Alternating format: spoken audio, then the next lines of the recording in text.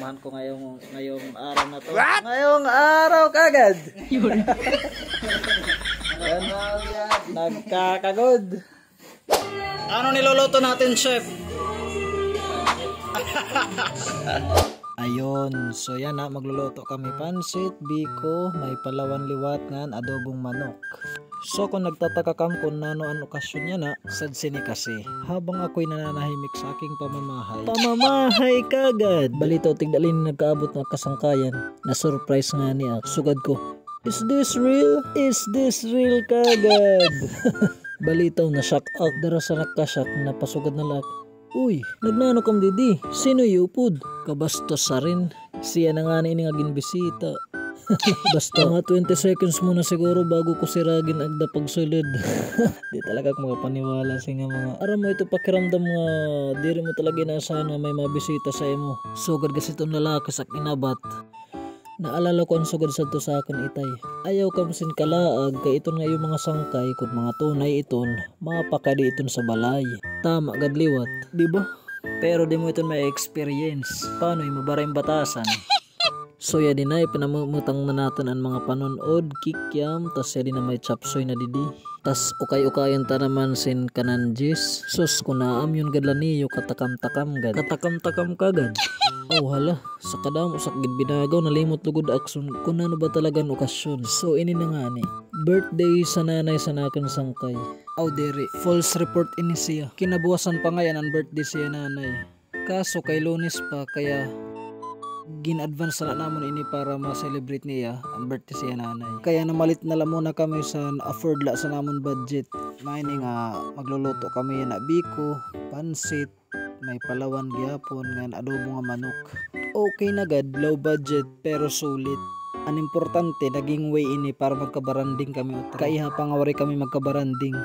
Speaking of birthday, na-experience na ba niyo ito? Nag-aragmot ka, magsarangkay, tapos sorpresahan niyo sayo mga sangkay kay birthday niya. May pakikpagid pa kam siton, pa-balloons, dito na pagkaon. Siyempre, di rin mawawaraan irignom, natural. Matik iton kung birthday. Nakita niyo adi nga mga bata nga umangkon ini sa sangkay. Nagimang raw sira kay may bisita sira nga pogi. Sugod kasi ton san bata ka pa. Tigsangaw, nagpinapansin sa bisita. Pinasasagdan kala mo na habang ada pa ang mga bisita. Pero kapag nagkauli na, patal ka.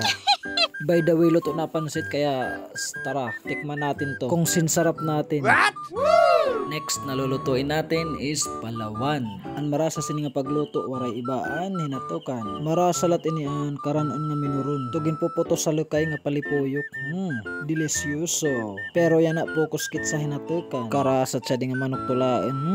Lagsim adahit sabaw.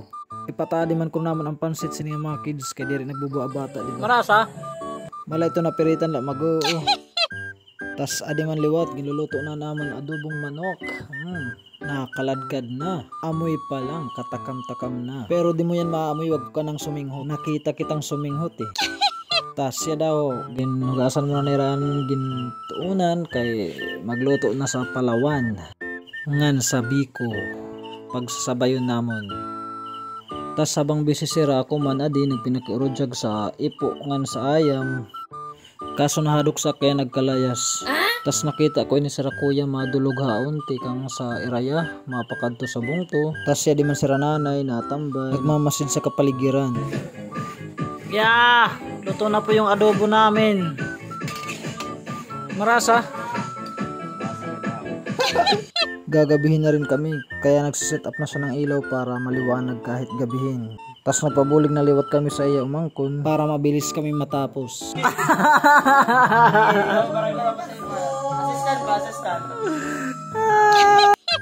Okay, yadi na titikangan na natin an pagluto sang biko, busa natin an gata. Yan. Tas syempre kayo-kayon tala habang dahan-dahang ibinubuhos ang asukal hanggang sa lumapot siya.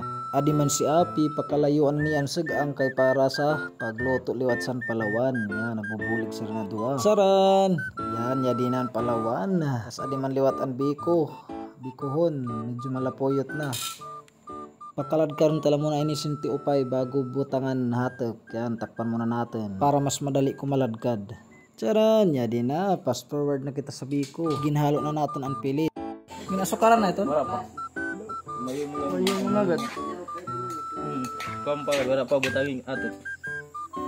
Excuse me. Isusunod na outro para butangan na hatag kay medyo luto-luto na gud siya.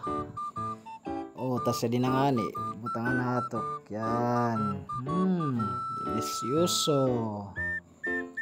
Tas syempre asukar din kay medyo maalat kay unagin butang namon kanina asin kaya dadamo-damo nato ng asukar. Ya di na, mahunatok na. Lutong-luto na karasala. Hauno na natin para mai-prepare na. Ibutang natin sa lagayan. Ukay-ukayin ta muna. Mabango po siya, mabango. Sobrang bango-bango. Diba? Mabango. Mabango diba? Ito. Para sa igit. Para sarasay man kami kung nipiri sa iya Palawan. Sige, sure. Jadi naghihaon na lahat niya niya Palawan tas isalin na sa lagayan. Human naghihapon naman panluto. Adobo. Biko. Palawan. Pansit. Piyos. Charon. Final touch. Jadi na ready na amon handa sa selebrasyon. Naamon-amon la. Di kaapi. Naalala ko na lahat pag nagbo-birthday aton mga sangkay. Mayaon kit iba-iba nga role sa tropa. Mayaon taga prepare sa balloons, tapos manginginano sa cake, sa irimnon, sa mga pagkain, tapos mga pa-surprise. Yaon man liwat iton to. Pe-prepare kang bunay kay purusak sa kanya, tas harina. Kalang sala.